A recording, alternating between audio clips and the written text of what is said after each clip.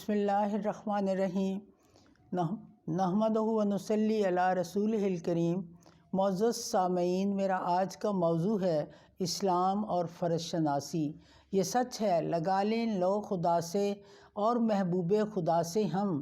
کریں بیدار دنیا کو صدائے لا الہ سے ہم، تو فرض مسلمانی کی ایک تکمیل ہو جائے، فرامین خدا بندی کی بھی تعمیل ہو جائے۔ اسلام دنیا میں ایک ایسا مکمل نظام ہے جس میں انسان کے لیے مہد سے لے کر لحد تک زندگی کے ہر شعبہ میں ایسی ہدایات، ایسے اصول و ضوابط وضع کیے گئے ہوئے ہیں کہ اگر اپنی زندگی کا ہم اسے جز بنا لیں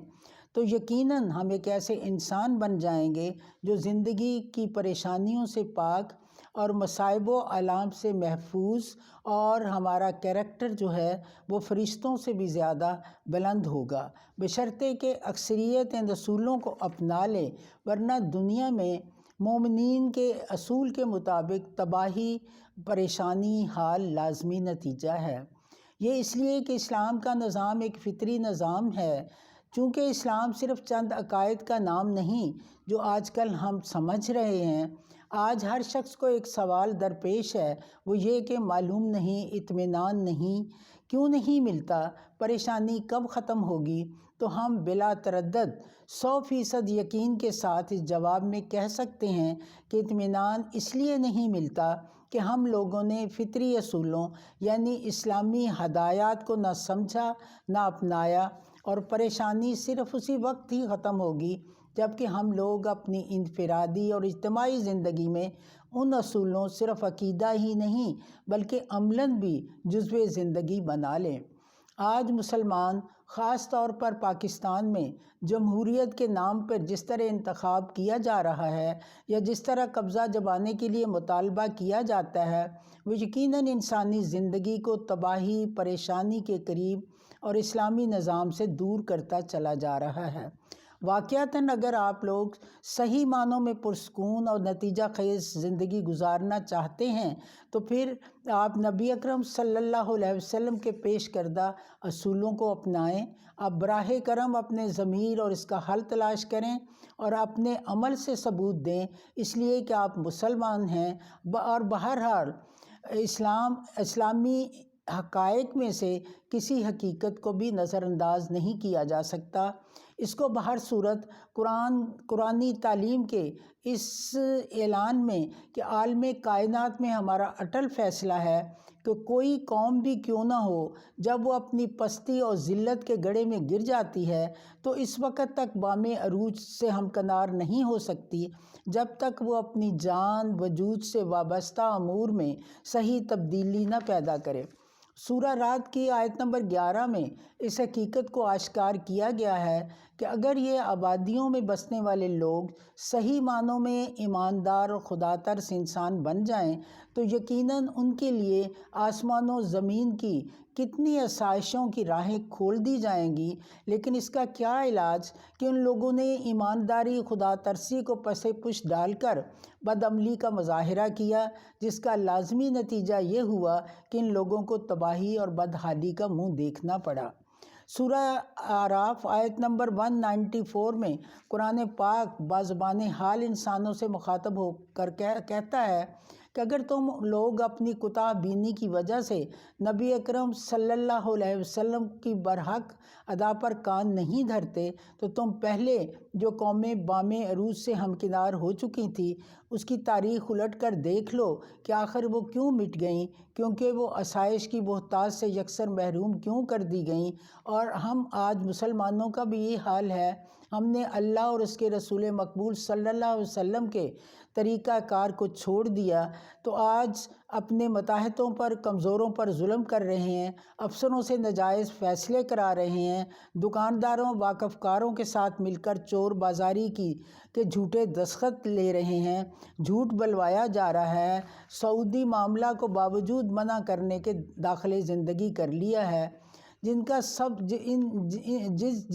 جن سب کا لازمی نتیجہ یہ ہوا کہ وہ دل پسند عمدہ چیزیں جو ہم لوگ پہلے سے آزادانہ طور پر استعمال کرتے چلے آ رہے تھے ان سے یکسر ہم سے چھینی جا رہی ہیں۔ قرآنی حقائق کی روشنی میں ہم بلا تردید یہ کہہ سکتے ہیں کہ جن اسباب کی بنا پر اسرائیلی قوم پستی کا شکار ہوئی، انہی اسباب کی بنا پر آج ہم مسلمان قومی پستی کا شکار ہو رہے ہیں۔ حضرت علامہ اقبال نے کیا خوب کہا تھا، عمل سے زندگی بنتی ہے جنت بھی جہنم بھی، یہ خاکی اپنی فطرت میں نہ نوری ہے نہ ناری ہے۔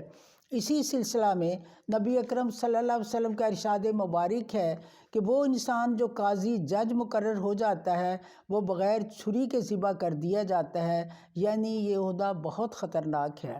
آپ صلی اللہ علیہ وسلم نے فرمایا کہ جو شخص خود طلب کر کے عہدہ حاصل کرتا ہے، تائید خداوندی اسے حاصل نہیں ہوتی۔ جس انسان کو عہدہ کے لیے مجبور کیا گیا اور اس کی تائید کے لیے ایک فرشتہ بھی ساتھ کر دیا جاتا ہے جو فیصلے دیتے وقت درستگی کے لیے تعاون کرتا رہتا ہے۔ اس طرح نبی اکرم صلی اللہ علیہ وسلم نے یہ بھی فرمایا کہ بددیانت عہدہ داروں کا قیامت کے روز وہ حشر ہوگا کہ ان لوگوں کو گردنوں سے پکڑ کر جہنم کی گہرائی میں پھینک دیا جائے گا۔ آپ صلی اللہ علیہ وسلم نے یہ بھی فرمایا کہ خدا کی لعنت ہے رشوت لینے پر اور رشوت دینے والے پر۔ آپ صلی اللہ علیہ وسلم نے یہ بھی فرمایا کہ مظلوم کی پکار سے بچو، وہ آسمان کی طرف مثل شرارہ بن کے چڑھتی ہے۔ آپ صلی اللہ علیہ وسلم نے فرمایا کہ جس انسان نے کسی کے ساتھ ناجائز تعاون کیا اور تاکہ اس کا حق مارا جائے تو ایسے انسان کے لیے اللہ تعالیٰ کا ذمہ اور حبیب پاک صلی اللہ علیہ وسلم کا ذمہ ختم ہو جاتا ہے۔ ایک مرتبہ آپ صلی اللہ علیہ وسلم نے فرمایا کہ 3 قسم کے لوگوں کا کلمہ شہادت اللہ تعالیٰ قبول نہیں کرتا، جن میں سے ایک ناانصافی کرنے والا حاکم بھی ہے۔ ایک مرتبہ آپ صلی اللہ علیہ وسلم نے یہ بھی فرمایا کہ جب تمہارے حکمران دیانتدار اور اچھے ہوں اور تمہارے مالدار سخی ہوں اور تمہارے تمام کام باہمی مشورہ سے طے پاتے ہوں اور زمین کی پشت تمہارے لیے بہتر ہوگی۔ جب تمہارے حکمران بددیانت اور مالدار بخیل ہوں تو پھر تمہارے لیے زمین کا پیٹ بہتر ہوگا، یعنی کنارہ کشی اور موت بہتر ہے۔ آپ صلی اللہ علیہ وسلم نے فرمایا تمہارے بہترین حاکم وہ ہیں جو تم سے محبت کریں اور تم ان سے محبت کرو، جو تمہارے لیے دعا کریں اور تم ان کے لیے دعا کرو۔ نبی اکرم صلی اللہ علیہ وسلم کا فرمان مبارک ہے کہ جو انسان میری امت کا حاکم اور والی بنا پھر اس نے اب جان کی طرح ان کی حفاظت نہ کی تو وہ حاکم و والی جنت کی خوشبو بھی نہیں سونگھ سکے گا۔ حکمرانوں کی ذمہ داری ہے کہ جو کام اور فیصلہ وجود میں آئے وہ میزان عدل و انصاف میں پورا اتریں۔ ایسا نہ ہو کہ جانبداری کی وجہ سے انصاف سے ہاتھ چھوٹ جائے اور وہ دوزخ کا ایندھن بن جائیں۔ ہوا کے دوش پہ رکھے ہوئے چراغ ہیں ہم، ہوا کے دوش پہ رکھے ہوئے چراغ ہیں ہم، جو بجھ گئے تو ہوا سے شکایتیں کیسی، وما علینا الا البلاغ۔